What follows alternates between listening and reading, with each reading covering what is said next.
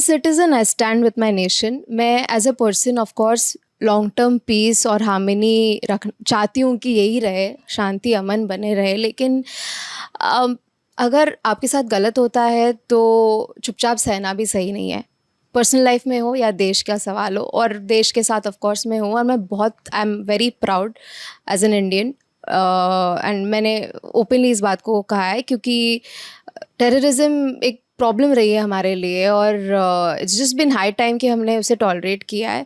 और हर वक्त के हिसाब से अपने लीडर्स ने उस वक्त के लिए जो सही है वो स्टेप्स लिए हैं, एंड आई थिंक इस वक्त ये बहुत सही स्टेप था, ये ज़रूरी था। क्योंकि एज अ कंट्री हम लोग जिस स्टेज पे जा रहे हैं economically and as a military power house, I think we should take a stand for our self and protect our selves. और जो इनोसेंट लाइव्स गई हैं उनके लिए लड़ना तो ज़रूरी था। और हम बहुत क्लियर रहे इस ऑपरेशन को लेकर। हमें किसी कंट्री या किसी फेथ से कोई प्रॉब्लम नहीं है, हमें टेररिज्म से प्रॉब्लम है, हम उसे लड़ रहे हैं। इनफैक्ट हमारा साथ देना चाहिए दूसरों को ये चीज़ दूर करने के लिए। तो हमने हर चीज़ ट्रांसपेरेंसी से की है, प्रूफ है, वीडियोज़ हैं, फ़ोटोज़ हैं। तो अब बाकी एक्टर्स की बात, आई थिंक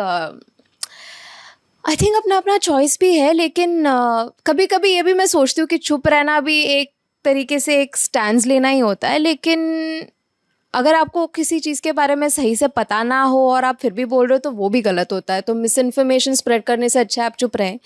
तो I think it's very individual choice. और मैंने ओपनली बोलने से पहले बहुत सारी रिलायबल न्यूज़ सोर्सेज देखी थी, और जितने चीज़ें मैं जान से ऑफिशियल जो भी गवर्नमेंट साइड से न्यूज़ आ रही थी उसे फॉलो कर रही थी सॉरी।